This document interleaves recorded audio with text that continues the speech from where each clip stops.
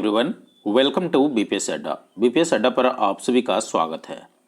आज के इस वीडियो में हम प्रतियोगिता दर्पण हिंदी मासिक पत्रिका का दिसंबर महीने का अंक को कवर करेंगे और इसमें जितने भी करंट अफेयर्स आपके एग्जाम पॉइंट ऑफ व्यू से इंपॉर्टेंट होगा उसको कंप्लीट एनालिसिस करेंगे।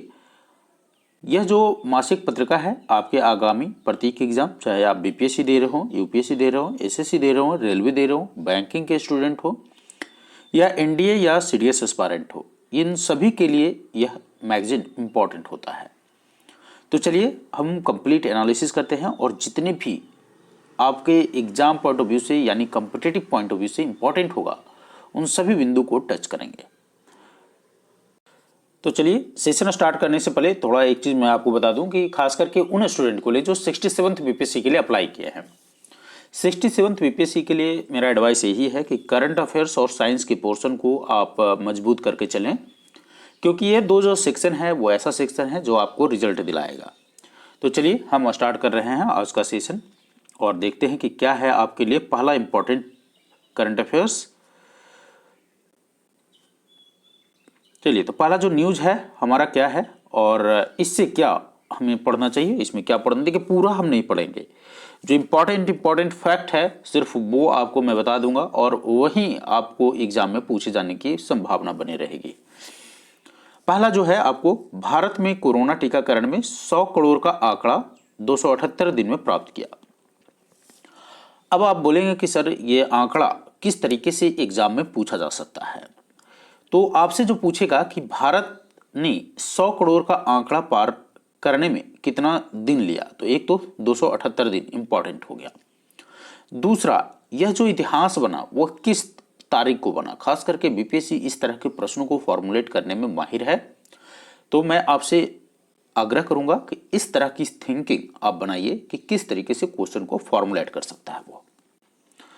तो यहां देखिएगा, आपके लिए जो इंपॉर्टेंट है बस ये 4 लाइन है।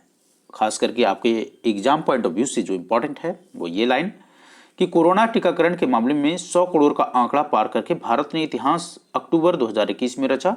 कोविड-19 के विरुद्ध संघर्ष में देश में इस टीकाकरण की जो शुरुआत था वह 16 जनवरी 2021 को हुई थी तथा 100 करोड़ टीके 21 अक्टूबर 2021 तक लगाए जा चुके हैं।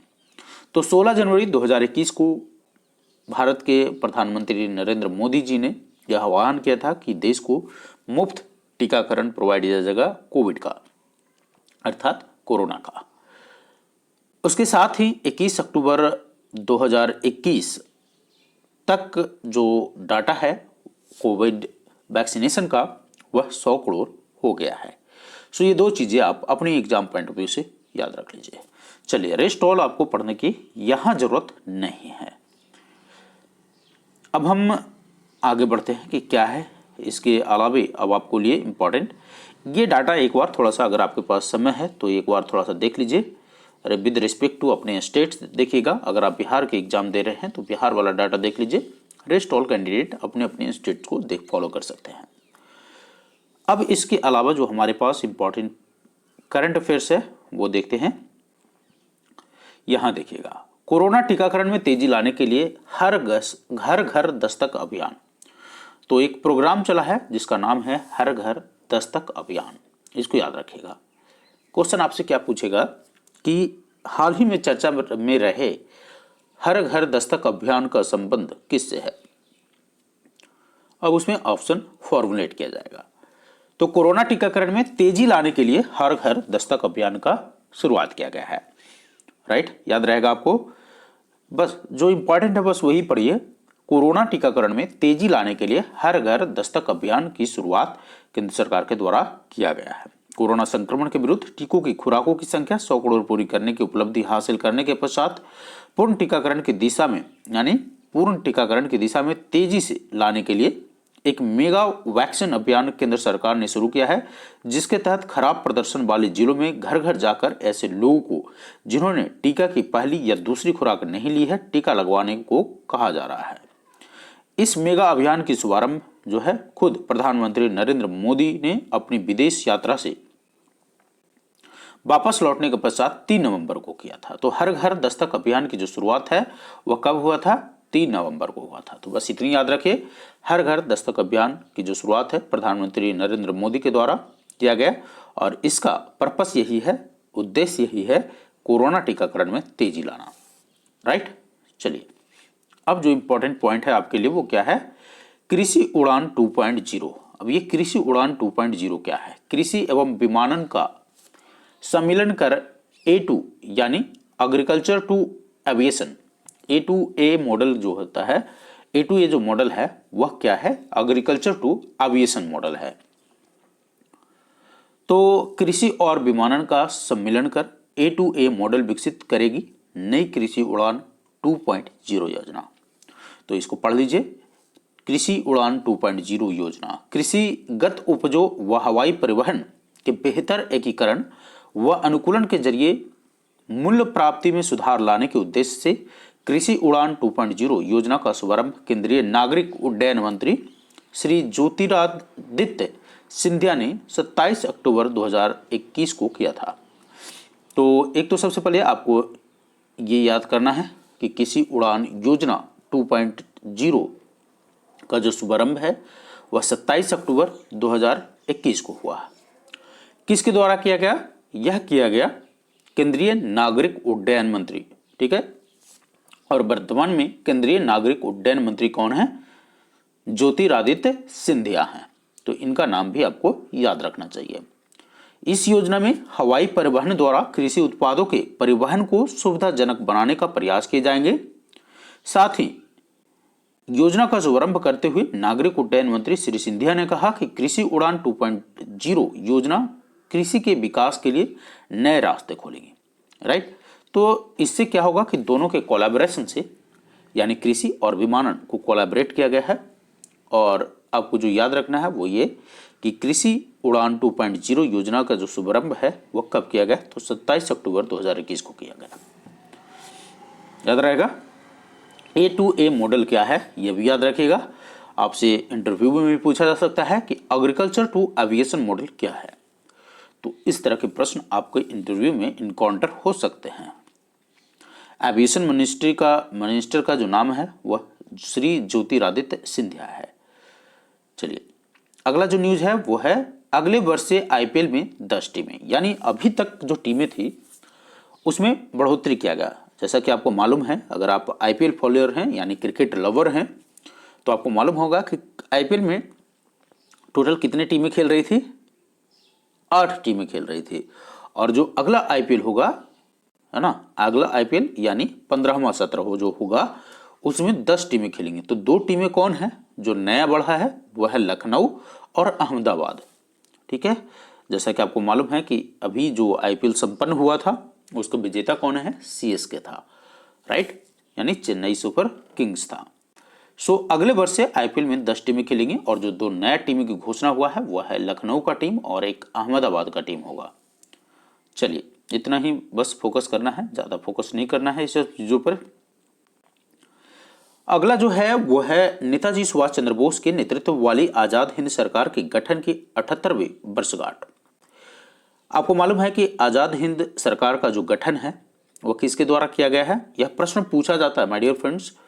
ये काफी इंपॉर्टेंट प्रश्न है, आप कह सकते हैं 3 स्टार वाला प्रश्न है। यह बार बार आपको एग्जाम में पूछा जाता है। यह प्रश्न आजाद हिंद सरकार की 3 तरह का प्रश्न इससे पूछे जाते हैं। पहला, आजाद हिंद सरकार का गठन कब किया गया था? दूसरा, आजाद हिंद सरकार के गठन किसके द्वारा किया गया था? तीसरा, आजाद हिंद सरकार का गठन कहां किया गया था? तो ये 3 प्रश्न जो बार बार आपको प्रश्न में कहीं ना कहीं आपको मिल जाएंगे।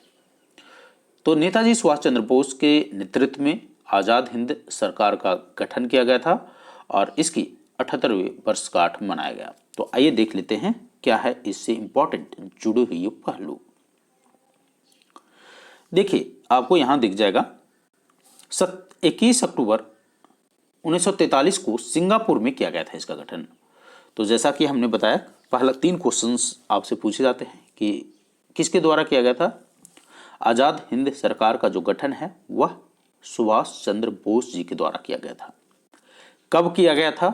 21 अक्टूबर 1943 को किया गया था। और कहां किया गया था? तो सिंगापुर में किया गया था। आई होप ये तीनों प्रश्नों का जवाब आपको मिल गया। जिसने सिंगापुर में 11 इंडियन नेशनल आर्मी यानी INA इंडियन नेशनल आर्मी के 8 प्रतिनिधियों के साथ काम करना शुरू किया।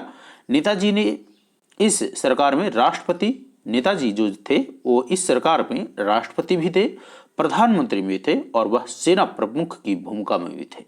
तो यानी राष्ट्रपति भी वह खुद थे, प्रधानमंत्री भी वह खुद थे और सेना प्रमुख की भूमिका में भी वह खुद थे। आजाद हिंद सरकार की गठन की वर्षगांठ के विभिन्न कार्यक्रम आजादी के अमृत महोत्सव के कार्यक्रमों में यानी प्रोग्राम में शामिल किया गया है और आजाद हिंद सरकार की 78वीं वर्षगांठ के उपलक्ष्य में आयोजन 21 अक्टूबर 2021 को दिल्ली के लाल किले पर एक समारोह का सांस्कृतिक मंत्रालय के तत्वाधान में किया गया। So what you need to remember from this news कि आजाद हिंद सरकार का गठन किसके द्वारा किया गया, यानी सुभाष चंद्र बोस के द्वारा किया गया। कब किया गया? 21 अक्टूबर 1943 को किया गया और कहां किया गया? तो सिंगापुर में किया गया। चलिए अब आपको क्या याद रखना है, यहां आपको कुछ चीजें हैं। यहां देखिएगा, स्कूली बच्चों ने नेताजी व INA के सैनिकों की तरह कपड़े पहनने तथा INA का प्रसिद्ध कदम ताल गीत, जो INA का प्रसिद्ध कदम ताल गीत था, कदम कदम बढ़ाए जा, ये आपने सुना होगा बचपन में जब आप स्कूल जाते थे। तो ये कदम से कदम कदम कदम ताल बढ़ाए जा काफ़ी फेमस सॉन्ग रहा है। सो उत्साहपूर्वक गायन किया गया। अंडमान निकोबार, जहां जापानी सेना की मदद से कब्जा कर 30 दिसंबर 1943 को नेताजी ने तिरंगा फहराया था। तो ये अभी आपके लिए इंपॉर्टेंट प्रश्न है कि अंडमान निकोबार में नेताजी सुभाष चंद्र बोस ने कब झंडा फहराया था? तो 30 दिसंबर 1943 को नेताजी ने तिरंगा फहराया था। के अतिरिक्त पश्चिम बंगाल व नेताजी के जन्म स्थल, ये भी याद रख लीजिएगा, नेताजी का जन्म स्थल कहाँ है? कटक, यानी कटक कहाँ है? ओडिशा में भी विशेष कार्यक्रम का आयोजन किया गया। राइट, तो ये चीज। उसके आगे कहता है कि मणिपुर में मोइरांग है मणिपुर में, जहां इंडियन नेशनल आर्मी ने 14 अप्रैल 1944 को पहली बार तिरंगा फहराया था और उसके बाद विशेष कार्यक्रम आयोजित किए गए। नागालैंड में भी कार्यक्रम का आयोजन इस उपलक्ष्य में हुआ, यानी जहां जहां उनका संबंध रहा है वहां वहां विशेष कार्यक्रम का आयोजन किया गया। सो जो इंपॉर्टेंट था मैंने आपको कवर कर दिया। रेस्ट ऑल से हैं तो आप पूरा स्टोरी पढ़ सकते हैं। अब आइए हम बात करते हैं जो काफ़ी खबरों में भी रहा था और इसके लिए जो सरकार की निंदा यानी अपोजिशन पार्टी के द्वारा किया गया था कि यह ठीक नहीं है, यह इंटरफेरेंस ऑफ लॉ है, यानी सरकार जो है अनुचित तरीके से लॉ बना रही है। सीमावर्ती क्षेत्रों में सीमा सुरक्षा बल यानी बॉर्डर सिक्योरिटी फोर्स की जो शक्ति है उसमें वृद्धि कर दी गई है। अब किस तरीके से वृद्धि की गई है उसकी हम चर्चा करेंगे कि किस तरीके से जो बॉर्डर वाले इलाके हैं उसमें BSF के पावर को इंक्रीज किया गया है। देखिए, BSF के पावर को जो इंक्रीज किया गया है वो क्या है? सपोज दैट ये एक बॉर्डर मान लीजिए आप, राइट। तो बॉर्डर में क्या कहा है कि सीमा सुरक्षा बल अधिनियम एक है 1968, बॉर्डर सिक्योरिटी फोर्स एक्ट 1968 के तहत प्राप्त अधिकार का उपयोग करते हुए सरकार ने पंजाब, पश्चिम बंगाल व असम में, यानी याद रखिएगा 3, पंजाब, पश्चिम बंगाल और असम में भारत पाकिस्तान व भारत बांग्लादेश, याद रहेगा भारत पाकिस्तान और भारत बांग्लादेश, यानी अगर हम बात करें पंजाब की तो पाकिस्तान से बॉर्डर टच करता है और पश्चिम बंगाल और असम की बात करें तो बांग्लादेश की बॉर्डर टच करता है। तो इन जगहों पर BSF की पावर में इंक्रीज किया गया और क्या किया गया? भारत बांग्लादेश के बीच अंतर्राष्ट्रीय सीमा पर BSF के अधिकार क्षेत्र में वृद्धि अक्टूबर 2021 में की गई। इसके तहत इन राज्यों में अंतर्राष्ट्रीय सीमा से मौजूद 15 किलोमीटर की जगह 50 किलोमीटर तक की बड़े क्षेत्र में तलाशी लेने, जब्ती करने और गिरफ्तार करने की शक्ति BSF को दी गई है। अब यहां ध्यान दीजिए, मान लेते हैं ये बॉर्डर है तो BSF यहां बॉर्डर पर डिप्लॉय है। तो पहले क्या था इन 3 जगहों पर कि BSF को जो था इन 15 किलोमीटर पर तलाशी लेने के लिए, जब्ती करने के लिए, अरेस्ट करने के लिए इनको पावर था। लेकिन अब ये जो तलाशी लेने वाला काम जो था, जब्ती करने वाला और गिरफ्तार करने वाला जो पावर है, इसको बॉर्डर सिक्योरिटी फोर्स एक्ट 1968 के तहत 15 किलो से बढ़ाकर इन 3 जगहों पर, फिर से याद मैं दिला देता हूं, पंजाब, पश्चिम बंगाल और किसके साथ? आसाम, में 15 किलो से बढ़ाकर यह दायरा जो है 50 किलोमीटर कर दिया गया। आई होप ये दायरा को है अब यहाँ तक कर दिया। तो यानी अब बांग्लादेश के सीमा के साथ, पाकिस्तान के सीमा के साथ जो सटे इलाके हैं उसमें 50 किलोमीटर के अंदर तक अब बीएसएफ अपना तलाशी, जब्ती और गिरफ्तारी कर सकता है। इसके अलावे जो मैं आपको बता दूं कि जबकि वहीं पाकिस्तान की सीमा से लगे, ओके, तो ये तो था कि 15 किलोमीटर बड़े वाले तलाशी वाले जब्ती करने और गिरफ्तारी करने की शक्ति भी दे दी है, जबकि वहीं पाकिस्तान की सीमा से गुजरात के क्षेत्रों में यह दायरा 80 किलोमीटर से घटाकर 50 किलोमीटर कर दिया है। ठीक है, तो पहले क्या था, अब तो आपने देखा कि पश्चिम बंगाल और पंजाब और असम के साथ ये पहले 15 किलोमीटर था, उसको बढ़ाकर 50 किलोमीटर कर गया। लेकिन एक चीज और है, इसके अलावे क्या किया गया कि गुजरात के साथ जो बॉर्डर पाकिस्तान का टच करता था वहां 80 किलोमीटर तक बीएसएफ के पास पावर था, और ये पावर को घटा करके अब कर दिया गया 50 किलोमीटर का दायरा कर दिया। तो गुजरात में के केस में यह दायरा घटा है, 80 से 50 कर दिया है। राइट, तो ये चीजें याद रखिए आप। क्वेश्चन पूछा जा सकता है, नहीं भी पूछा जा सकता है। मैक्सिमम टाइम ये होता है कि इस तरह का प्रश्न जो है आप इंटरव्यू में फेस कर सकते हैं, क्योंकि वर्निंग इशू होता है और इंटरव्यू वाले तो वर्निंग इशू को ही पकड़ते हैं। अग्नि 5 मिसाइल का सफल परीक्षण। तो अग्नि 5 मिसाइल आप जानते हैं, पढ़े भी होंगे, पहले भी पढ़े होंगे कि सरफेस टू सरफेस मिसाइल है। यह क्या है? अग्नि जो सीरीज है वह सरफेस टू सरफेस मिसाइल है। सरफेस टू सरफेस कहने का मतलब होता है कि जमीन से जमीन पर मार करने में, यानी इसको अगर एक टारगेट मिलता है यहां पर तो ये यहां पर एक गिरा देगा। अगर सरफेस टू एयर कहता है तो यानी हवा में कोई चीज है तो उसको मार गिराने के लिए हम सरफेस टू एयर का मिसाइल का प्रयोग करते हैं। और एक होता है air to air missile. Air to air missile यानी एयरक्राफ्ट में कोई मिसाइल फिट है और किसी दूसरे एयरक्राफ्ट पर हमला करना हो, सैटेलाइट पर हमला करना हो, तो इसको हम बोलते हैं एयर टू एयर मिसाइल। यानी हवा से हवा में, सतह से हवा में और सतह से सतह में, तीन तरह का बातें चल रही है। लेकिन अब हमको इसमें डिसाइड करना है कि अग्नि जो है वो किस तरह का मिसाइल है। तो अग्नि आपको मालूम है कि सरफेस टू सरफेस मिसाइल है। अब आपको क्या याद रखना है अग्नि 5 मिसाइल के बारे में, उसकी चर्चा मैं कर देता हूं।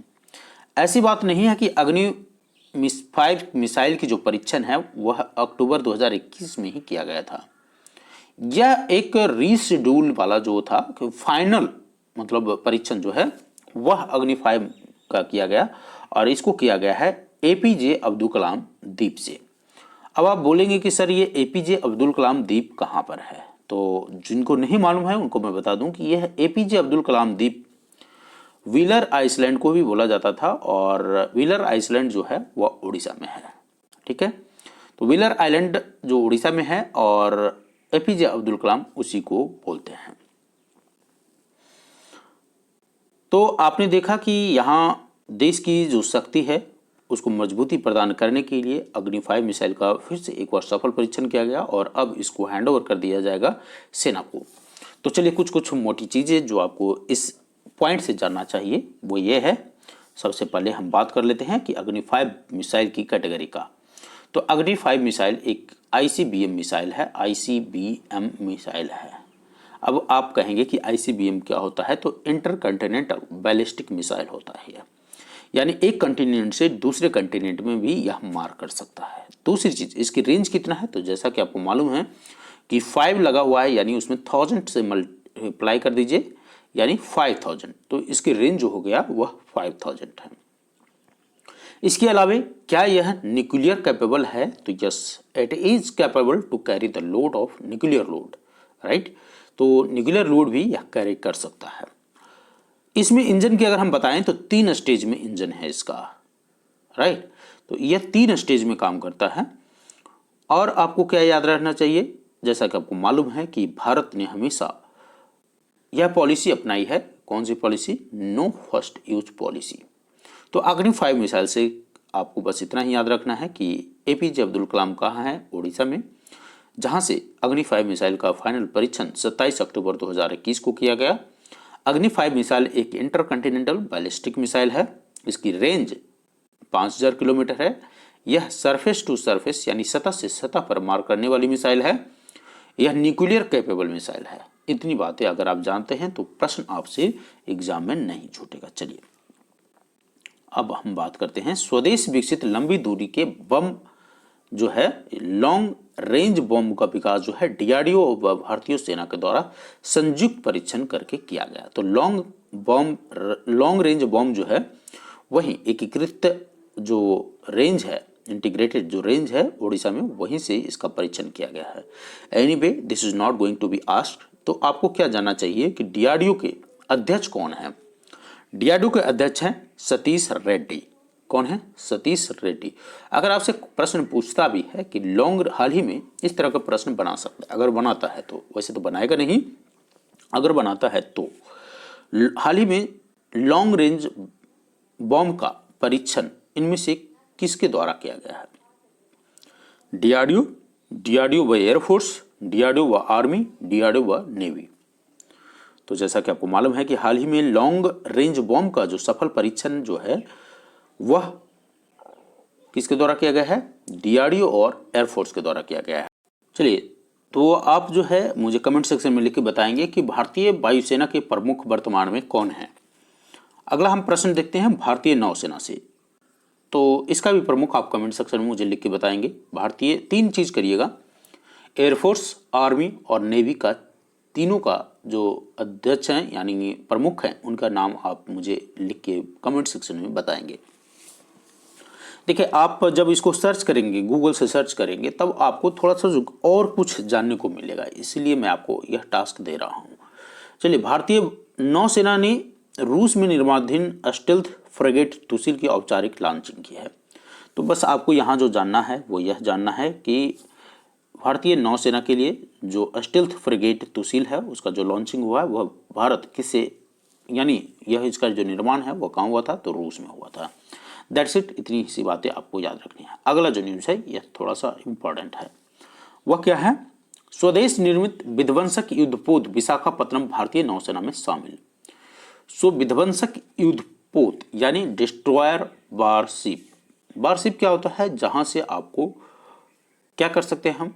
वारशिप में आपको पूरा एयरक्राफ्ट का बेड़ा रहता है वहां पर, वहीं से सारे ऑपरेशन लॉन्च किए जा सकते हैं। जैसा कि पिक्चर में आप देख रहे हैं, इस पर कई सारे एयरक्राफ्ट हैं, रडार लगे हुए हैं, एटीसी है यानी एयर ट्रैफिक कंट्रोल है जो सारे जहाज़ों को नियंत्रित करता है। भारतीय नौसेना की मारक क्षमता में वृद्धि 1 अक्टूबर 2021 को उस समय हुई जब P-15B परियोजना के तहत देश में ही निर्मित पहला विध्वंसक युद्धपोत, देखिएगा काफी इंपॉर्टेंट प्रश्न है, देश में ही निर्मित पहला विध्वंसक युद्धपोत विशाखापत्तनम उसे सौंप दिया गया। ठीक है, तो जो विशाखापत्तनम युद्धपोत इसका नाम है और इसको नेवी को सौंप दिया गया है और यह देश में निर्मित पहला युद्धपोत है। और यह मैं बता दूं कि P-15B परियोजना के तहत बनाया गया है। इतनी बातें याद रहेगी आपको। क्या देश में निर्मित पहला युद्धपोत कौन है? तो विशाखापट्टनम युद्धपोत है। किस परियोजना के तहत बनाया गया है? P-15B परियोजना के तहत बनाया गया है। और किसे सौंपा गया है? नेवी को सौंप दिया गया है। इतनी चीजें बस आपको याद रखना। एक चीज यहां देखिएगा कि विशाखापत्तनम युद्धपोत को सुपर सोनिक ब्रह्मोस और बराक सहित सभी प्रमुख मिसाइलों और हथियारों से लैस किया गया है। ब्रह्मोस जैसा कि आपको मालूम है कि ब्रह्मपुत्र और रशिया का एक रिवर है जिसके नाम पर बनाया गया है, यानी रूस और भारत का सम्मिलित रूप से बनाया हुआ मिसाइल है। वहीं बराक मिसाइल जो है इंडिया ने इजराइल से खरीदा है। भारत ने निर्मित यह सबसे लंबा विध्वंसक युद्धपोत है। एक बार में 42 दिनों तक समुद्र में रहने में सक्षम इस युद्धपोत में 312 नौसेना कर्मियों के रहने की व्यवस्था है।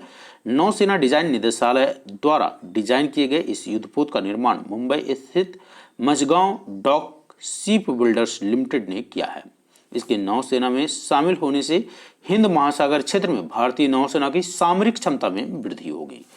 इतनी बातें आप याद रखिए।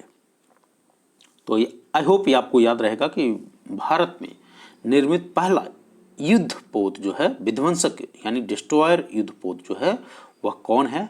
तो विशाखापट्टनम युद्धपोत। अब हम बात करेंगे अंतर्राष्ट्रीय घटनाक्रम का। तो जो प्रश्न आपके अंतर्राष्ट्रीय घटनाक्रम से इंपॉर्टेंट होगा उस पर एक एक करके डिस्कस करेंगे। अगर आपको हमारा यह प्रयास अच्छा लग रहा हो तो प्लीज वीडियो को लाइक और अपने दोस्तों को भी शेयर जरूर कीजिएगा।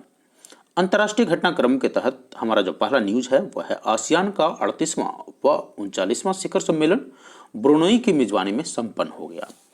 सो what you need to remember from this question कि आसियान का 38वां एवं 39वां शिखर सम्मेलन किसके मेजबानी में संपन्न हुआ, तो आपको याद रखना है ब्रुनई के मेजबानी में यह संपन्न हुआ।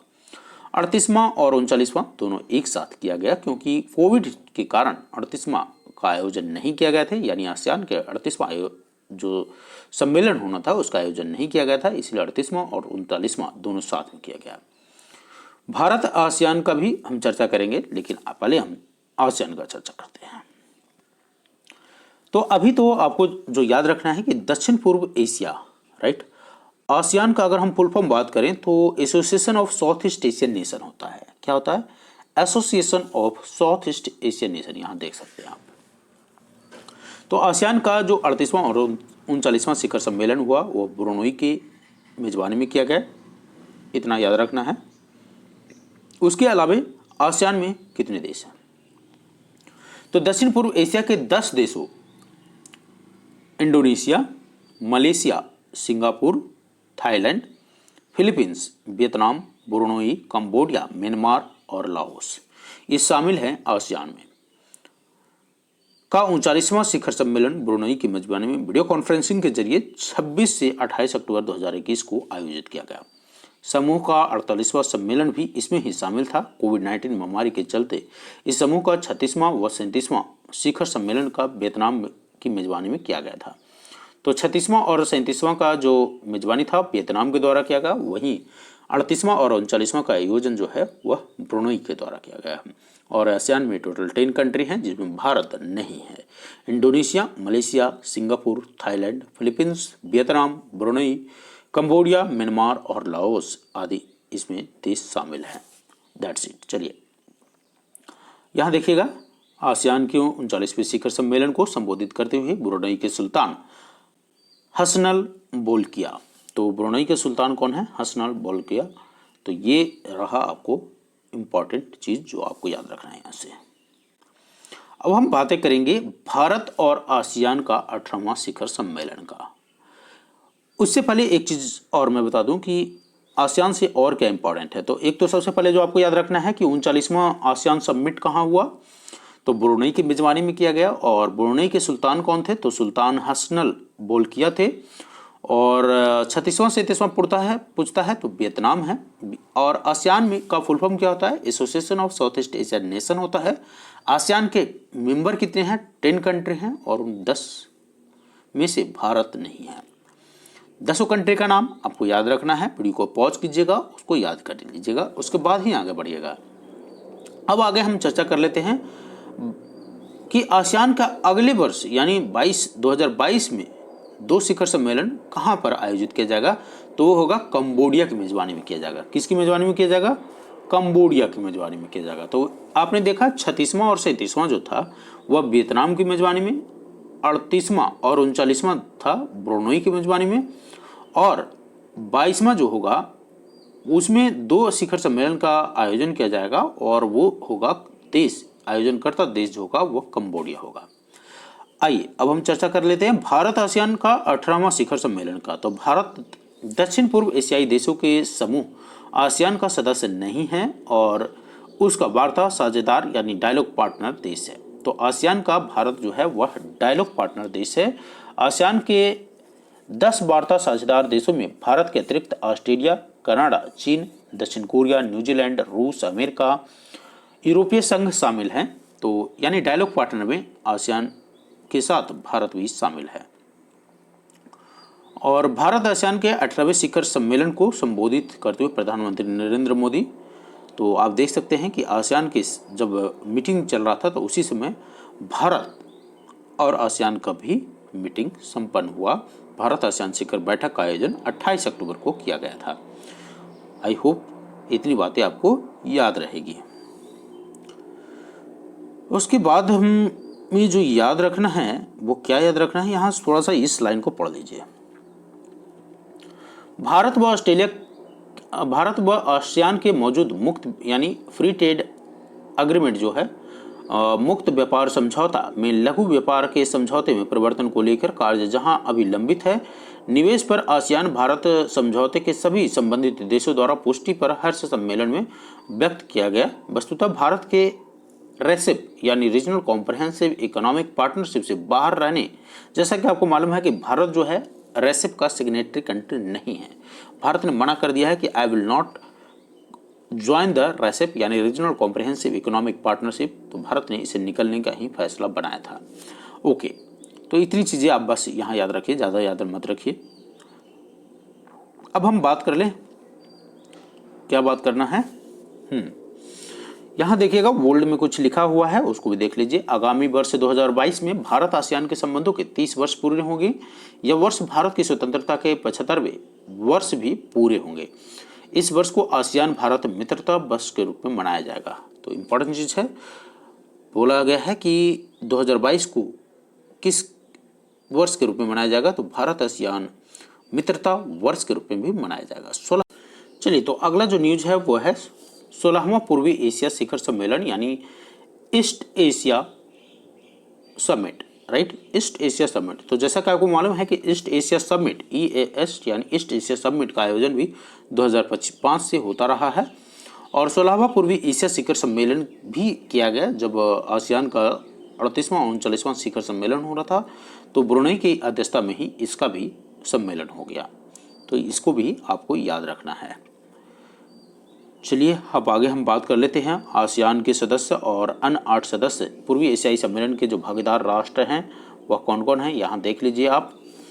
आसियान के सदस्य तो आपको मालूम याद रखना पड़ेगा, Brunei, Cambodia, Indonesia, Laos, Malaysia, Myanmar, Philippines, Singapore, Thailand एवं वियतनाम। इसके अलावा ईस्ट एशिया समिट के 8 अन्य सदस्य जो हैं वो है ऑस्ट्रेलिया, चीन, भारत, जापान, न्यूजीलैंड, रूस, दक्षिण कोरिया, अमेरिका। ठीक है, तो ये सारे के सारे जो देश हैं वह ईस्ट एशिया समिट के देश हैं, यानी टोटल 10 + 8 18।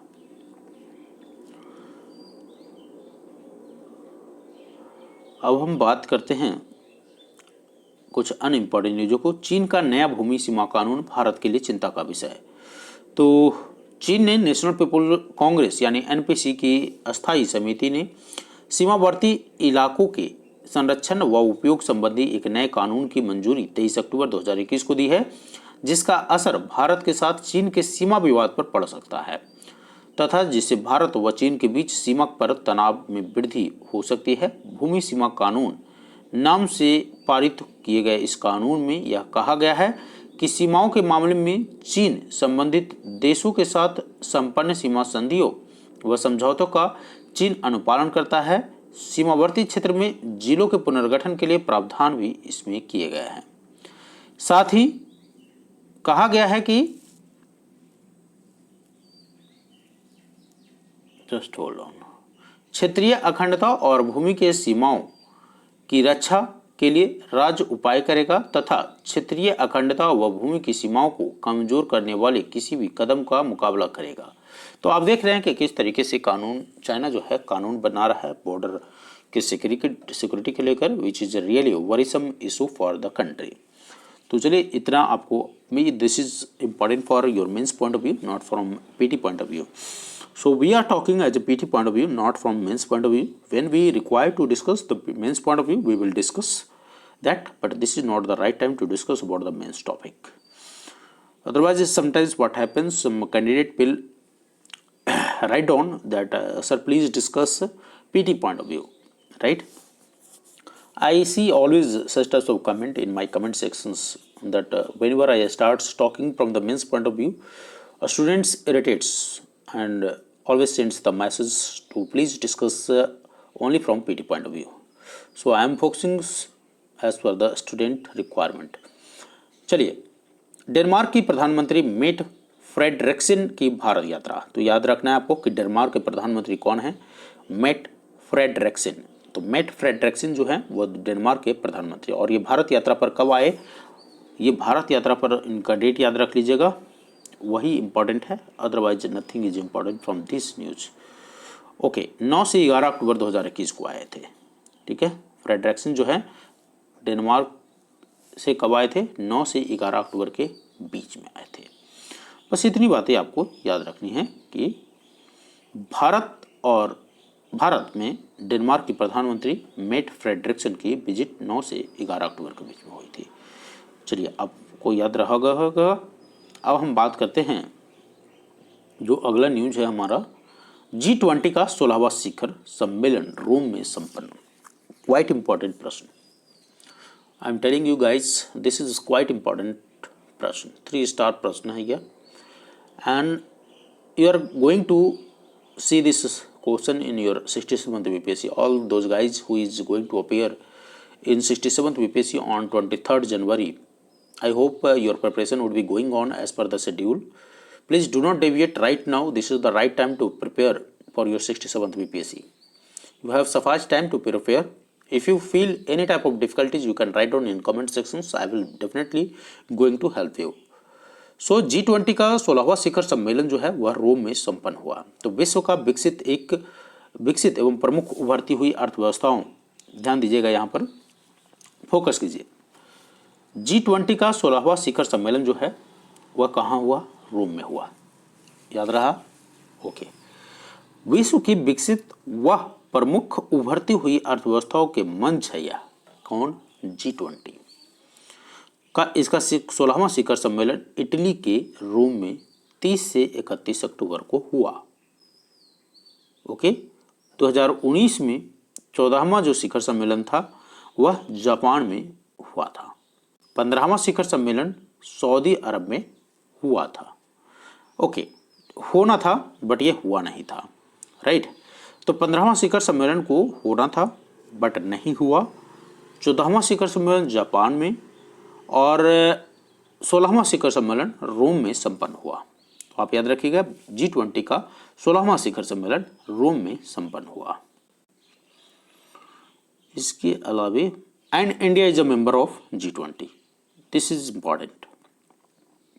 रेस्ट ऑल आप यहाँ से इनके मेंबर्स के हेड को देख सकते हैं। इटली के प्रधानमंत्री मारियो ड्रागी की मेजबानी में संपन्न, याद रख लीजिएगा इटली के प्रधानमंत्री को, क्योंकि इसकी मेजबानी में ये हुआ है संपन्न, तो इसको याद रखिएगा। और बाकी रेस्ट ऑल पढ़ सकते हैं। यहाँ पर पूरा जो G20 का मेंबर है उसके हेड्स को दिया हुआ है नाम। यहाँ पर आप वीडियो को पॉज कीजिए। वीडियो को पॉज करने के बाद इसके हेड्स को नाम आप याद रख सकते हैं। चलिए,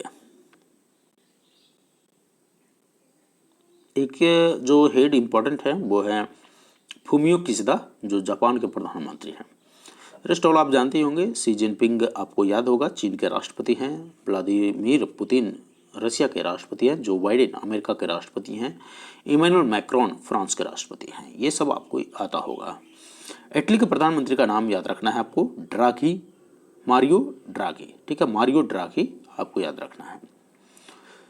सो what you need to know now, यहाँ पर देखिए इम्पॉर्टेंट चीज़ को मैं ढूंढ रहा हूँ। सम्मेलन के दूसरे दिन जो है जलवायु परिवर्तन और पर्यावरण पर केंद्रित बिंदु को डिस्कस किया गया था।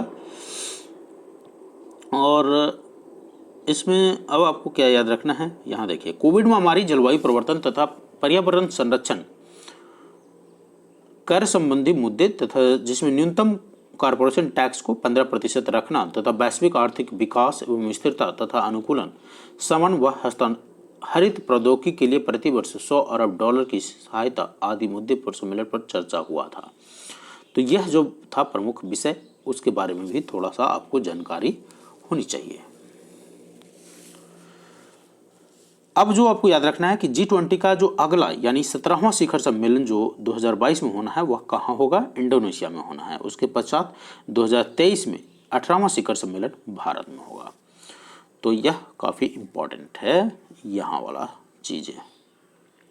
16वां शिखर सम्मेलन इटली के रोम में, 17वां शिखर सम्मेलन 2022 में इंडोनेशिया में, और 18वां शिखर सम्मेलन 2023 में भारत में होगा। याद रहेगा? चलिए गाइज, अगर कोई भी किसी तरह का कोई समस्या हो किसी भी प्रकार से अगर आपको समझ में नहीं आ रहा हो, प्लीज़ आप मुझे कमेंट सेक्शन में लिख के ज़रूर बताइएगा। और अगर आ रहा हो तब भी आप मुझे कमेंट सेक्शन में लिख के अपना जो फीडबैक है मुझे दे सकते हैं कि सर आपको मुझे समझ में आ रहा है और किस तरीके से आपको समझ में आ रहा है। चलिए, सूडान में अंतरिम सरकार का तख्ता पलटकर सेना ने सत्ता पर कब्जा कर लिया। तो ये तो आम बात हो गया है आजकल। पाकिस्तान देख सकते हैं, म्यांमार देख सकते हैं। तो सूडान में अंतरिम सरकार का तख्ता पलट कर दिया और सेना ने सत्ता पर कब्जा कर लिया। तो क्वेश्चन जो फॉर्मुलेशन होगा वो इस तरीके से होगा कि हाल ही में इनमें से किस देश में अंतरिम सरकार का तख्ता पलटकर सेना ने सत्ता पर कब्जा कर लिया, तो वो होगा सूडान, राइट। चलिए, अब हम बात करेंगे सूडान के बाद जो नंबर है हमारा वह क्या है।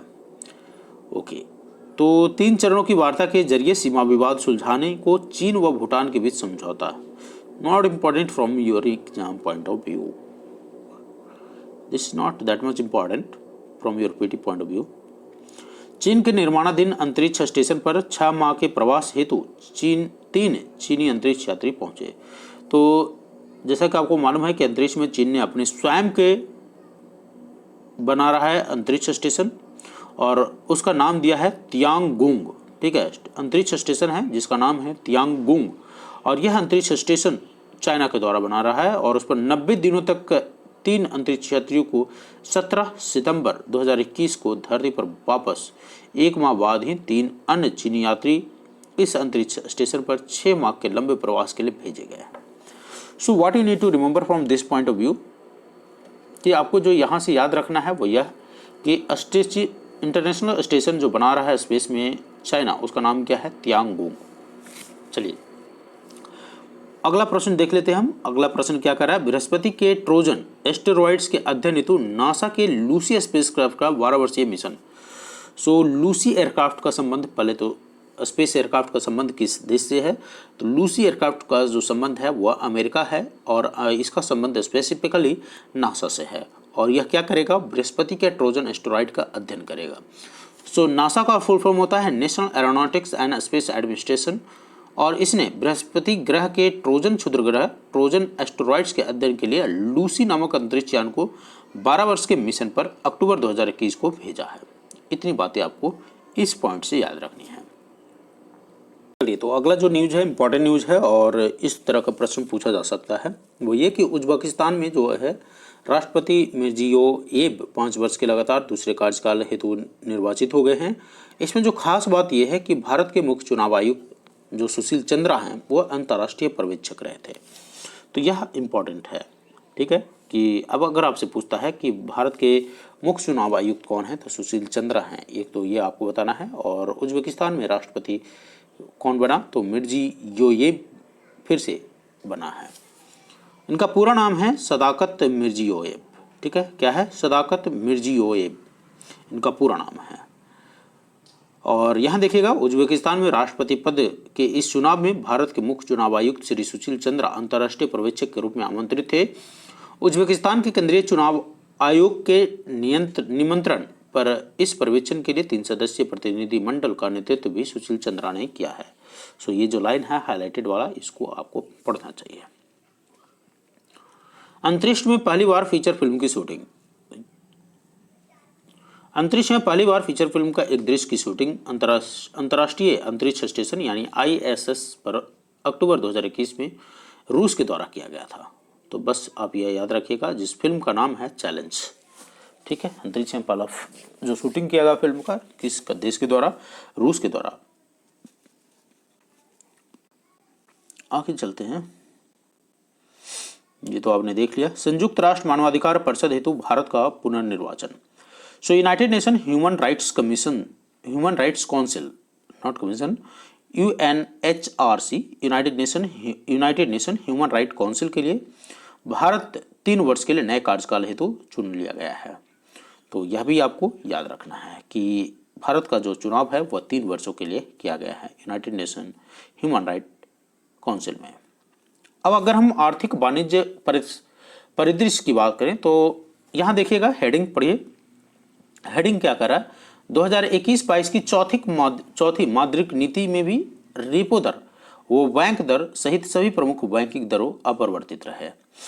तो जो प्रमुख दर होता है, जैसा कि आपको मालूम है कि भारतीय रिजर्व बैंक के द्वारा मौद्रिक नीति की घोषणा किया जाता है, ये आपको मालूम है। तो मौद्रिक नीति में कोई परिवर्तन नहीं किया गया है। और अगर हम अक्टूबर की स्थिति की बात करें तो अक्टूबर में यह स्थिति थी। Repo rate, reverse repo rate, ये चीज आपने पढ़ा होगा, अगर नहीं पढ़ा तो एक बार पढ़ लीजिएगा। Repo rate, reverse repo rate, bank rate, MSF marginal standing facility rate and CRR यानी कैश रिजर्व रेशियो जो है, कैश रिजर्व रेशियो 4% है। MSF marginal standing facility 4.25%, bank rate भी 4.25%। वहीं रिवर्स रेपो रेट 3.35% और रेपो रेट 4% रहा। Statutory liquidity ratio SLR जिसको बोलते हैं वह 18% है। तो इस डाटा को आप याद करके रखिएगा, एग्जाम में डायरेक्ट पूछा जाता है यहाँ से क्वेश्चन। ये डाटा को पूरा याद कर लीजिएगा। एक और फिर से मैं बोल देता हूँ, ये वाला जो डाटा है इसको पूरा याद रखिएगा, राइट। अगला जो न्यूज है वो क्या है कि 2021-22 की पहली छमाही में वस्तुगत निर्यातों में 57.53% व आयातों में 51.67% की वृद्धि हुई। तो निर्यात और आयात की जो रेशियो है वो यह है। कोविड महामारी के चलते बीते वर्ष 2020 में वैश्विक व्यापार में भारी मंदी रहा था और जिसके परिणाम स्वरूप भारत में वस्तुगत निर्यात व आयात में भी भारी संकुचन देखने को मिलता है।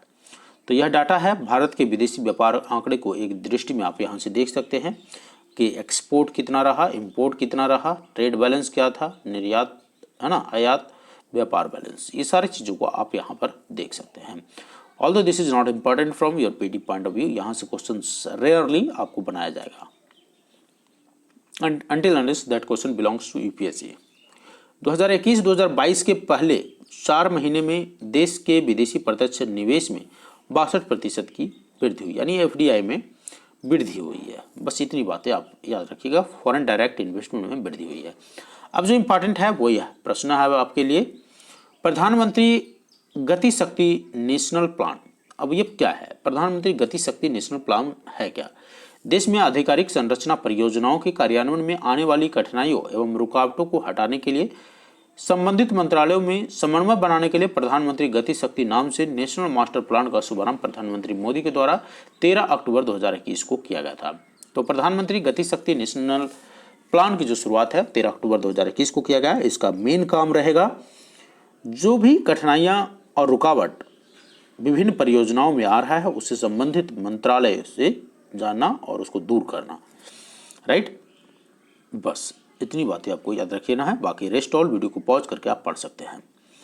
अगला है प्रश्न, एयर इंडिया की बिक्री हेतु तो टाटा समूह की बोली सरकार ने स्वीकारी, दिसंबर 2021 तक समस्त औपचारिकताएं जो है वह पूरी हो जाएगी। तो एयर इंडिया अब किसके अधीन में चला गया?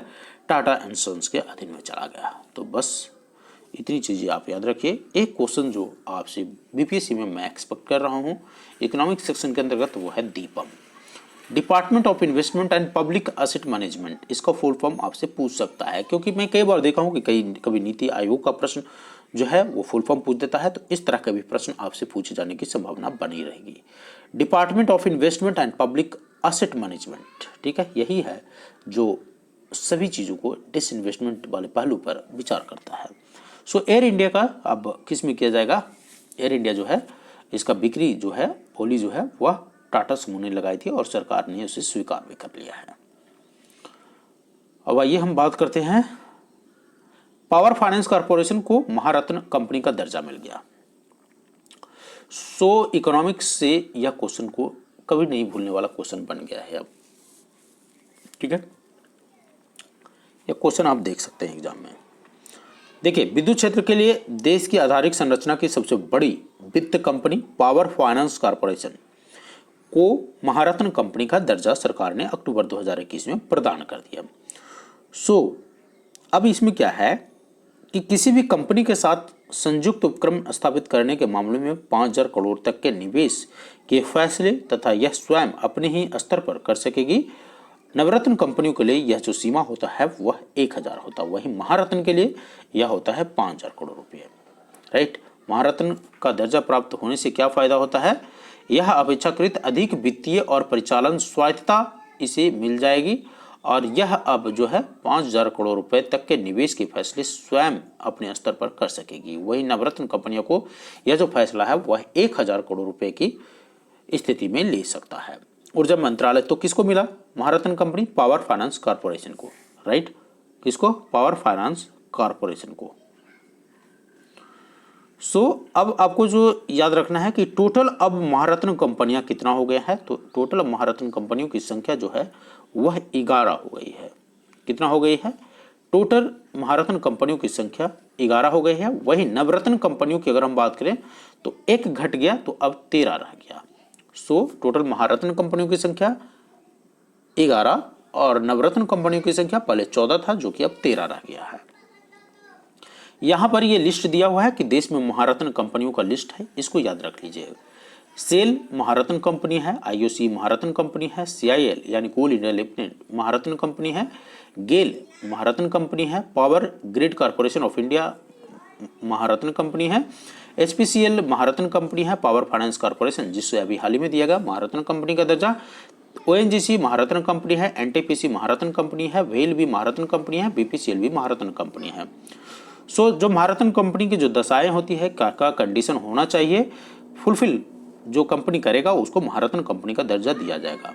तो ये जो दर्जा है वह यहाँ पर आप देखिए, महारत्न कंपनी का दर्जा के लिए ये क्राइटेरिया होना चाहिए, ठीक है। और उन क्राइटेरिया की अगर हम बात करें तो संबंधित कंपनी को सबसे पहले तो नवरत्न कंपनी होना चाहिए। दूसरी चीज, सेबी के वांछित दिशा निर्देशों के अनुरूप इसे भारतीय स्टॉक एक्सचेंज में पंजीकृत होना चाहिए। विगत 3 वर्षों में कंपनी का औसत सालाना जो टर्नओवर है वह 25,000 करोड़ रुपए से अधिक होना चाहिए। विगत 3 वर्षों में कंपनी के औसत नेट वर्थ जो है वह 15,000 करोड़ से अधिक होना चाहिए। विगत लगातार 3 वर्षों में कंपनी का शुद्ध लाभ जो है, प्रॉफिट आफ्टर टैक्स जो है वह 5,000 करोड़ रुपए से अधिक होना चाहिए। स्वदेशी व अंतर्राष्ट्रीय बाजार में कंपनी की समुचित पहुंच होनी चाहिए। ये सारे अगर क्राइटेरिया फुलफिल करता है तो कोई भी जो नवरत्न कंपनी है उसको महारत्न कंपनी का दर्जा दे दिया जाता है। तो इस प्रकार से टोटल भारत में अब महारत्न कंपनियों की संख्या जो है वह 11 हो गई है, वहीं नवरत्न कंपनियों की संख्या 13 हो गई है। ये रहा लिस्ट नवरत्न कंपनियों का। ओके, चलिए, एशियाई विकास बैंक ने भारत में 2021-22 में जीडीपी वृद्धि का पूर्वानुमान किया और उसने 11% से घटाकर अब 10% कर दिया। तो अब आपको याद रखना है कि एडीबी यानी एशियाई डेवलपमेंट बैंक का जो जीडीपी ग्रोथ रेट फॉर 2021-22 जो है वह 10% है। That's it.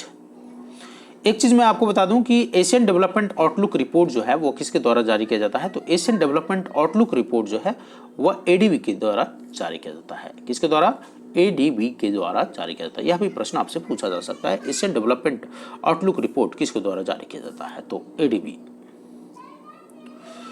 अब यहां देखिएगा, भारत में 2021-22 में वृद्धि 8.3% का विश्व बैंक का ताजा अनुमान। तो वर्ल्ड बैंक ने जो अनुमान लगाया है, एडीबी ने 10%, वहीं वर्ल्ड बैंक ने यह जो जीडीपी ग्रोथ है वह 8.3% का लगाया है। तो ये सारे कभी कभी प्रश्न पूछ दिए जाते हैं कि आईएमएफ ने कितना लगाया है, वर्ल्ड बैंक ने कितना लगाया है और एडीबी ने कितना लगाया है। 2021 में वैश्विक वृद्धि 5.9% व भारत में वृद्धि जो है 9.5% रहने का अनुमान। अब ये यहाँ देखिए आईएमएफ ने क्या बोला है, तो अलग अलग ऑर्गेनाइजेशन का अलग अलग ग्रोथ प्रोजेक्शन है, इसको आपको याद रखिए ना। इसके अलावा अब यहाँ देखिए बहुत ही इंपॉर्टेंट प्रश्न आ रहा है, क्या 3 स्टार वाला प्रश्न है। ग्लोबल हंगर इंडेक्स में 116 देशों में भारत को जो स्थान रहा वह 101 रहा। तो कितना पीछे है, यानी अगर हम कहें कि अभी भी बहुत काम करना बाकी है। देखिए ग्लोबल हंगर इंडेक्स में टोटल 116 देश हैं और उसमें 101 रैंक है भारत का, तो बहुत ही चिंता करने वाली बात है। तो यह बहुत ही स्थिति दयनीय है, इस तरीके से हम कह सकते हैं। अब आपको मैं बता दूं कि ग्लोबल हंगर इंडेक्स रिपोर्ट विश्व भर में 15 अक्टूबर 2021 को जारी हुआ था और इसमें भारत का स्थान 101 में रहा। बस इतना आप याद रखिए कि ग्लोबल हंगर इंडेक्स 2021 में भारत का स्थान क्या रहा, तो 101 रहा। इसको मानक क्षमता की अगर हम बात करें तो यहाँ से थोड़ा सा पढ़ लीजिए कि भूख की स्थिति के आकलन के लिए तैयार किए जाने वाले ग्लोबल हंगर इंडेक्स का मान जो है 0 से 100 के बीच रहता है। किसी देश के लिए सूचकांक का मान जितना अधिक होता है, संबंधित देश में भूख की शक्ति उतनी ही अधिक विकराल मानी जाती है। सूचकांक का मान कम होना भूख के मामले में देश की बेहतर स्थिति को दर्शाता है। ग्लोबल हंगर इंडेक्स के आधार पर संबंधित देश में भूख की स्थिति का आकलन किया जा सकता है। तो यहाँ आप देख सकते हैं कि these are the parameters over which these index are prepared. इसके अलावा जो अब आपके लिए इंपॉर्टेंट चीज है वो क्या है, इसके अलावा है प्रधानमंत्री की आर्थिक सलाहकार परिषद का पुनर्गठन किया गया। ठीक है, प्रधानमंत्री की आर्थिक सलाहकार परिषद का पुनर्गठन किया गया है और सरकार ने प्रधानमंत्री की आर्थिक सलाहकार परिषद का पुनर्गठन 27 अक्टूबर 2021 को किया और इससे पूर्व 30 सितंबर 2019 में गठित आर्थिक सलाहकार परिषद का 2 वर्षीय कार्यकाल सितंबर में समाप्त हो गया था। तो यह 2 वर्षों के लिए किया गया है, राइट। और इसमें ये सब जो मेंबर हैं वो हैं परिषद में एक अंशकालिक सदस्य हैं, भारतीय रिजर्व बैंक के पूर्व डिप्टी गवर्नर राकेश मोहन वगैरह शामिल हैं। ये सब आपके एग्जाम में नहीं पूछेगा, बस नॉलेज पर्पस के लिए है ये। भारत अमेरिका आर्थिक एवं वित्तीय साझेदारी की 8वीं बैठक वाशिंगटन में संपन्न हुआ। तो भारत और अमेरिका की आर्थिक एवं वित्तीय साझेदारी की 8वीं जो बैठक है वह कहाँ संपन्न हुआ, वाशिंगटन में संपन्न हुआ। दैट्स इट, इतनी बातें आप याद रखिए। नेक्स्ट, भारत की 2015 से 20 की विदेश व्यापार नीति की अवधि में 6 माह की पुनः वृद्धि मार्च 2022 तक लागू रहेगी। यह नीति जो भी विदेश नीति जो तैयार हुआ था, विदेश व्यापार नीति, उसको 6 महीने के लिए वृद्धि कर दिया गया और वही नीति अब मार्च 2022 तक लागू रहेगा। वस्त्र एवं परिधान क्षेत्र के विकास हेतु पीएम ने मित्र योजना चालू किया है। तो याद रखिएगा ये मित्र योजना, वाई मित्र योजना वस्त्र एवं परिधान क्षेत्र में विकास हेतु, दैट्स इट। ठीक है, तो मित्र योजना प्रधानमंत्री के 5F विजन से प्रेरित है और ये 5F क्या है, फाइबर टू फैक्ट्री। ठीक है, यहाँ पर देखिएगा फॉर्मूला में फॉर्म टू फाइबर, पहला तो है फॉर्म टू फाइबर, दूसरा fibre to factory, form to fibre, fibre to factory, factory to fashion, fashion to foreign, ये 5F है। तो अगर आपसे क्वेश्चन पूछा जाता है कि what is there in 5F of prime minister, तो 5F का मतलब है फॉर्मूला में आप ये कह सकते हैं 5F फॉर्मूला में form to fibre, fibre to factory, factory to fashion and fashion to foreign शामिल है। ओके, तो मित्र योजना वस्त्र एवं प्रधान क्षेत्र को विकास देने हेतु।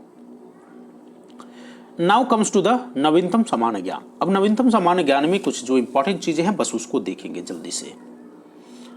अब यहाँ देखिए, यहाँ पर दिया है SACU, southern African custom union. अब ये सदर्न अफ्रीकन कस्टम यूनियन क्या है, आपसी व्यापार हेतु यह दक्षिण अफ्रीका के 5 देशों का एक सीमा शुल्क संघ है। इसमें दक्षिण अफ्रीका के 5 देश बोत्सवाना, एस्वातिनी, लिसोथो, नामीबिया व दक्षिण अफ्रीका शामिल है। तो SACU southern African custom union जो है आपसी व्यापार हेतु दक्षिण अफ्रीका के 5 देशों का एक सीमा शुल्क संघ है। नेक्स्ट, अमित खरे को प्रधानमंत्री का नया सलाहकार बनाया गया है। सो आपको याद रखना है कि प्रधानमंत्री का नया सलाहकार किसको नियुक्त किया गया है, तो अमित खरे को नियुक्त किया गया है। भारतीय रिजर्व बैंक के गवर्नर शक्तिकांत दास हैं और इनके कार्यकाल में 3 वर्ष की वृद्धि कर दी गई है। तो माय डियर फ्रेंड्स, इंपॉर्टेंट प्रश्न बन जाता है कि शक्तिकांत दास भारतीय रिजर्व बैंक के गवर्नर हैं और इनके कार्यकाल में 3 वर्षों की वृद्धि कर दी गई है। नेक्स्ट, अगला है एयर मार्शल संदीप सिंह वायुसेना के नए उप प्रमुख होंगे। ठीक है, हमने आपसे बोला था प्रमुख का नाम देने के लिए, आई होप कमेंट सेक्शन में आप लिखेंगे। भारतीय मार्शल संदीप सिंह जो हैं वायुसेना यानी एयरफोर्स के विशेष होंगे, vice chief of air staff होंगे। तो इनका नाम याद रखिए, एयर मार्शल संदीप सिंह। क्या है इनका नाम, एयर मार्शल संदीप सिंह। तो चलिए, अगर अभी तक आपने कमेंट सेक्शन में नहीं लिखा है तो मैं आपको बता दूं कि भारतीय वायुसेना के जो चीफ हैं उनका नाम है एयर मार्शल विवेक राम चौधरी। यहाँ देखिएगा, यहाँ पर आपको मिल जाएगा। Air marshal Vivek Ram Chaudhary is the chief of air staff, whereas air marshal Sandeep Singh will be the vice chief of air staff. That's it. Next, chairman not required PTI। उच्चतम न्यायालय में नए मुख्य न्यायाधीश। सो उच्चतम न्यायालय में जैसा कि आपको मालूम है कि मुख्य न्यायाधीश NV रमन्ना है वर्तमान में। कौन है भारत के मुख्य न्यायाधीश, कौन है, NV रमन्ना। ठीक है, ओके। नेक्स्ट, यूको बैंक के प्रबंध निदेशक ए.के. गोयल आईबीए के नए चेयरमैन। ठीक है, ए.के. गोयल को IBA Indian bank of association बोलते हैं। तो इंडियन बैंक ऑफ एसोसिएशन के नए जो चेयरमैन हैं वह कौन है? A K. Goyal. Indian bank of association के नए चेयरमैन ए.के. गोयल। अंतर्राष्ट्रीय हॉकी महासंघ स्टार पुरस्कार not required. Devvrat Mukherjee audit bureau of circulation not required. Sanjay Bhattacharya Switzerland में भारत के नए राजदूत होंगे। ऐसा प्रश्न नहीं कभी पूछा गया है और ना ही पूछा जाएगा। ओके, चलिए तो अब हम देखते हैं राष्ट्रीय खेल पुरस्कार को। तो जैसा कि आपको मालूम है, खेल पुरस्कार के तहत मेजर ध्यानचंद खेल रत्न पुरस्कार, इसका पहला नाम था, इससे पहले मेजर ध्यानचंद राष्ट्रीय खेलचंद पुरस्कार का जो नाम था वह था राजीव गांधी खेल रत्न पुरस्कार। तो एक तो प्रश्न यहां से आपको बनता है कि राजीव गांधी खेल रत्न पुरस्कार का नाम बदलकर क्या कर दिया गया? मेजर ध्यानचंद खेल रत्न पुरस्कार कर दिया गया। तो मेजर ध्यानचंद खेल रत्न पुरस्कार, अर्जुन पुरस्कार, द्रोणाचार्य पुरस्कार और लाइफ टाइम अचीवमेंट पुरस्कार, इन सभी चीजों को देखते हैं। अगर हम सबसे पहले बात करें मेजर ध्यानचंद खेल रत्न पुरस्कार 2021 की, यहां से एक प्रश्न आपको मिल जाएगा। देश का सर्वोच्च खेल रत्न पुरस्कार है जिसका नाम है मेजर ध्यानचंद खेल रत्न पुरस्कार। पहले इसका नाम था राजीव गांधी खेल रत्न पुरस्कार। ठीक है, इसमें पुरस्कार में तहत अगर हम बात करें तो 25 लाख रुपए राशि दिया जाता है। यह पुरस्कार पिछले 4 वर्षों की अवधि में खिलाड़ी के द्वारा खेल के क्षेत्र में शानदार प्रदर्शन करने के लिए दिया जाता है। याद रहेगा, 2-3 पॉइंट जो मैं बोला हूं उसको बस फोकस कीजिए। मेजर ध्यानचंद खेल रत्न पुरस्कार, इसका पुराना नाम है राजीव गांधी खेल रत्न पुरस्कार। क्यों दिया जाता है? पिछले 4 वर्ष में अद्भुत प्रदर्शन के लिए, खिलाड़ियों को अद्भुत प्रदर्शन उनका रहता है उसके लिए दिया जाता है। इनाम राशि 25 लाख रुपए। देश का सर्वोच्च खेल पुरस्कार जिसका नाम है मेजर ध्यानचंद खेल रत्न पुरस्कार। अब यहाँ देखिए, इस बार पहली बार यह जो पुरस्कार है वो 12 खिलाड़ियों को दिया गया और जिसमें आपको जैसा कि मालूम है कि जेवलिन थ्रोअर नीरज चोपड़ा और यहाँ पर देख सकते हैं रवि कुमार को भी यह पुरस्कार से नवाजा गया है। तो नीरज चोपड़ा, रवि कुमार जिनका संबंध कुश्ती से है। नीरज चोपड़ा एक एथलेटिक्स हैं जो कि जेवलिन थ्रोअर हैं। लवलीना बोरगोन जो मुक्केबाजी से हैं। PR Sreejesh hockey, Avira Lekhara para shooting, Sumit Antil para athletics, रेस्टॉल ये पैरा एथलेटिक्स से हैं। मिताली राज क्रिकेट के हैं और क्रिकेट से एक को जो मिला है वो है मिताली राज को। सुनील छेत्री जो फुटबॉल से हैं। मनप्रीत सिंह हॉकी से हैं। तो ये सारे बंदे का नाम याद रखिएगा, नीरज चोपड़ा, रवि कुमार, मनप्रीत सिंह, सुनील छेत्री, मिताली राज, इन सब का नाम आपको याद रखना है। हॉकी से PR श्रीजेश को मिला है और मनप्रीत सिंह को भी मिला है। 2 बंदे को हॉकी से मिला है। तो इनका नाम याद रखिएगा। आपसे पूछा जाएगा कि इनमें से किसको मेजर ध्यानचंद खेल रत्न पुरस्कार से नवाजा गया है। इनका फोटो आप देख सकते हैं। अब हम बात करते हैं अर्जुना अवार्ड का। तो अर्जुना अवार्ड किस लिए दिया जाता है? खेल में उत्कृष्ट प्रदर्शन के लिए अर्जुन पुरस्कार पिछले 4 वर्ष की अवधि में अच्छे प्रदर्शन के नेतृत्व के लिए इनको दिया जाता है और इसमें राशि जो है अर्जुन पुरस्कार में 15 लाख रुपए यानी 10 लाख रुपए कम। और अर्जुन पुरस्कार से यहाँ देख सकते हैं अरपिंदर सिंह, सिमरनजीत कौर, शिखर धवन, वंदना कटारिया, इन सभी को अर्जुन खेल रत्न पुरस्कार से सम्मानित किया गया है। तो यहाँ देखिए ये लगभग 35 लिस्ट यहाँ दिया हुआ है। सारे को नाम आपको याद नहीं रखना है। जो इम्पोर्टेंट चीज़ है वो यह कि मेजर ध्यानचंद, एक बार फिर से रिपीट कर देता हूँ कि इम्पोर्टेंट प्रश्न है। मेजर ध्यानचंद खेल रत्न पुरस्कार जिसका इससे पहले इसका नाम था राजीव गांधी खेल रत्न पुरस्कार। यह देश का सर्वोच्च खेल रत्न पुरस्कार है। पिछले 4 वर्षों में खिलाड़ियों के द्वारा अद्भुत प्रदर्शन किए जाने के लिए इसे दिया जाता है।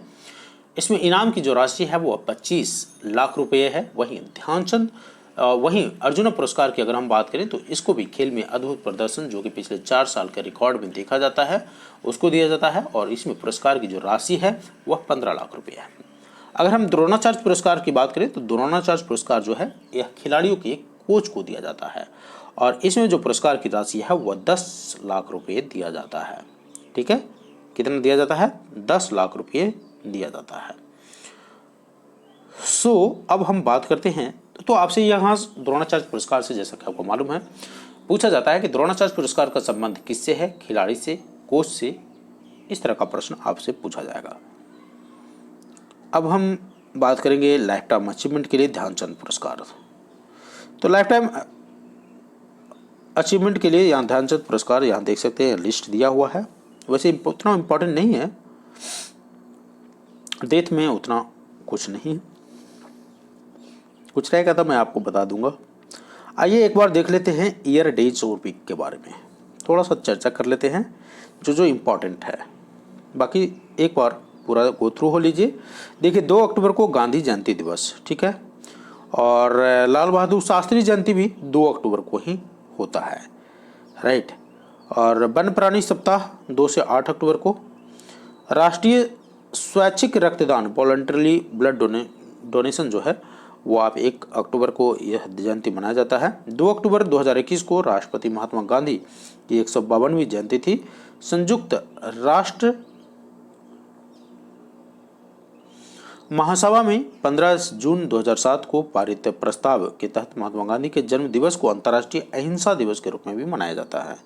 तो जैसा कि मालूम है आपको कि महात्मा गांधी के जन्मदिन यानी 2 अक्टूबर के दिन को यूनाइटेड नेशन ने एक रेजोल्यूशन पास करके इसको अहिंसा दिवस के रूप में भी मनाने का घोषणा किया था।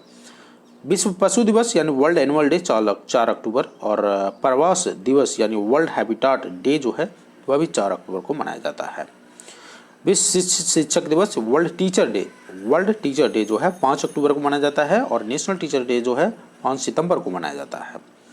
7 अक्टूबर विश्व कपास दिवस और उसके बाद जो है 8 अक्टूबर वायुसेना दिवस यानी एयरफोर्स डे मनाया जाता है। एयरफोर्स की स्थापना 8 अक्टूबर 1932 को की गई थी। भारतीय विदेश सेवा दिवस 9 अक्टूबर को किया जाता है। इसके अलावा जो इम्पोर्टेंट है लोकनायक जयप्रकाश जयंती 11 अक्टूबर। इसके अलावा अगर हम बात करें तो विश्व खाद्य दिवस आप देख सकते हैं, प्रश्न पूछा जाता है। विश्व खाद्य दिवस 16 अक्टूबर। तो ये तो थे जो इम्पोर्टेंट यानी महत्वपूर्ण डेज थे। कुछ पुस्तक की अगर हम बात करें तो एन इनकम्प्लीट लाइफ जो है विजयपाल सिंहानिया का लिखा हुआ बुक है। तो विजयपाल सिंहानिया के द्वारा an incomplete life actually I met them जो है वह गुलजार का लिखा हुआ है। एक्चुअली आई मेट देम जो है वह गुलजार का लिखा हुआ है। ओवर माई डेड बॉडी यह जो है जैफरी आर्चर को लिखा हुआ है। तो फिर से एक और मैं पढ़ देता हूँ। एन इनकम्प्लीट लाइफ जो है Vijaypal Singhania. Actually I met them Gulzar. Over my dead body Jeffrey Archer. All animals सुशासन आर्लियंस और द प्रोमिसेस डैमन गलगुट। इसके अलावा अगर हम अंतरिक्ष की बात करें तो मंगल ग्रह पर लंबे समय तक पानी विद्यमान रहने की जानकारी परसिवरेंस रोवर से मिला है। तो परसिवरेंस रोवर जैसा कि आपको मालूम है कि नासा का एक मंगल मिशन है और इससे हमको क्या मिला है, मंगल ग्रह पर लंबे समय तक पानी रहने के अवशेष हमको मिले हैं। इसके अलावा अगर हम बात करें तो कृत्रिम गर्भाधान की IVF तकनीक से देश में बने नस्ल के पहले बछड़े का जन्म हुआ। तो ये इम्पोर्टेंट है। सो जैसा कि आपको मालूम है कि इन विट्रो फर्टिलाइजेशन जो होता है देश में पहला जो पशुधन में सुधार लाने के लिए प्रयासरत सरकार के अभ्यासों की IVF यानी इन विट्रो फर्टिलाइजेशन की अपार संभावनाएं नजर आ रही है। इस दिशा में वैज्ञानिक ने सफलता हासिल कर ली है और नस्ल के पहले बछड़ों को जन्म दिया है। ठीक है, यहाँ पर देखिएगा गर्भधारण के पश्चात यह बछड़ा गुजरात के सोमनाथ जिले के धनेज गांव में हुआ है यह। ठीक है, ओके। तो ये जो थे आपके लिए इम्पोर्टेंट ये सारे प्रश्न थे। उसके अलावे जो है वो ये है अभ्यास कोंकण शक्ति। ठीक है, एक्सरसाइज कोंकण शक्ति। तो भारत और ब्रिटेन की संयुक्त सेनाओं के बीच यह अभ्यास 21 से 27 अक्टूबर को संपन्न हुआ था। सेना के तीनों अंगों के यानी एयरफोर्स, आर्मी और नेवी की भागीदारी वाला दोनों देशों के बीच यह पहला ही संयुक्त अभ्यास था। तो अभ्यास कोंकण शक्ति इंडिया और ब्रिटेन के बीच में जिसमें तीनों सेनाओं ने भाग लिया था। तो आइए अब हम नोबेल पुरस्कार 2021 से संबंधित वाले प्रश्नों को देख लेते हैं। यह प्रश्न जो है काफ़ी इंपॉर्टेंट है आपकी एग्जाम पॉइंट ऑफ व्यू से। सबसे पहला जो है वह है हमारा फिजियोलॉजी यानी चिकित्सा के क्षेत्र में। तो डेविड जूलियस और एडम पाटापाटियन को यह पुरस्कार दिया गया है। डेविड जूलियस और एडम पाटापाटियन को यह पुरस्कार जो है, इनको त्वचा में स्पर्श को समझ लेने की यह खूबी कहाँ से आती है, इस रहस्यमयी गुत्थी को सुलझाने के लिए पुरस्कार दिया गया है। तो इन्होंने यह गुत्थी को सुलझाया कि यह त्वचा कैसे सेंस करता है, ठीक है, परसीव करता है। अगला प्रश्न है भौतिक विज्ञान। तो भौतिक विज्ञान में मनाबे, हैसलमैन एंड पारिसी, इन तीनों व्यक्तियों को भौतिक के क्षेत्र में नोबेल पुरस्कार दिया गया है। मनाबे, हैसलमैन एंड पारिसी को, इनको यह पुरस्कार जो है धरती की जलवायु की भौतिक मॉडलिंग, ग्लोबल वार्मिंग के पूर्वानुमानों के परिवर्तनशील व प्रामाणिकता के मापन क्षेत्र के लिए दिया गया है।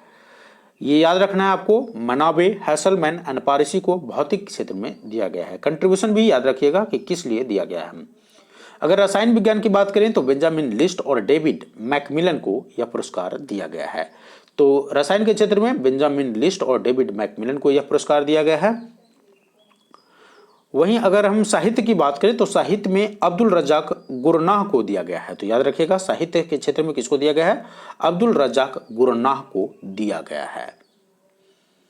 इसके अलावा हम शांति की बात करें तो शांति के क्षेत्र में देखिएगा यहाँ दो व्यक्ति हैं, मारिया रेसा और दिमित्री मुरातोव को। मारिया रेसा और दिमित्री मुरातोव को शांति के क्षेत्र में नोबेल पुरस्कार दिया गया है। तो याद रखिएगा यह पुरस्कार अभिव्यक्ति की स्वतंत्रता, फ्रीडम ऑफ एक्सप्रेशन के लिए उनके संघर्ष के लिए दिया गया है। तो क्यों दिया गया है यह पुरस्कार, अभिव्यक्ति की स्वतंत्रता यानी फ्रीडम ऑफ एक्सप्रेशन के उनके संघर्ष के लिए दिया गया है मारिया रेसा और दिमित्री मुरातोव को, राइट। तो ये तो थे कुछ अन्य पहलू। अब हम चर्चा कर लेते हैं जो ऊपर वाले महत्वपूर्ण पहलू के अलावा कुछ अन्य पहलू जो नोबेल शांति पुरस्कार से आपको जानना चाहिए।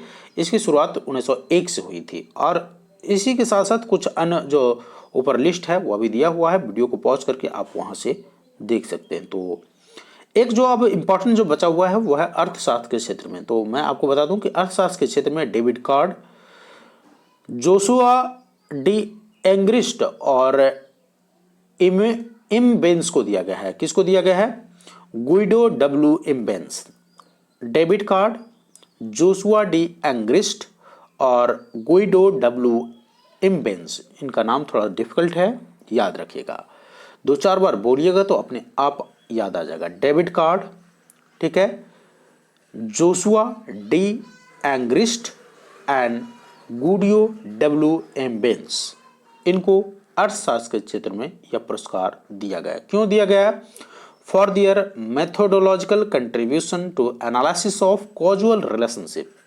क्यों दिया गया है, for their methodological contribution to analysis of casual relationship, ठीक है, इसके लिए इनको अर्थशास्त्र का नोबेल पुरस्कार दिया गया है।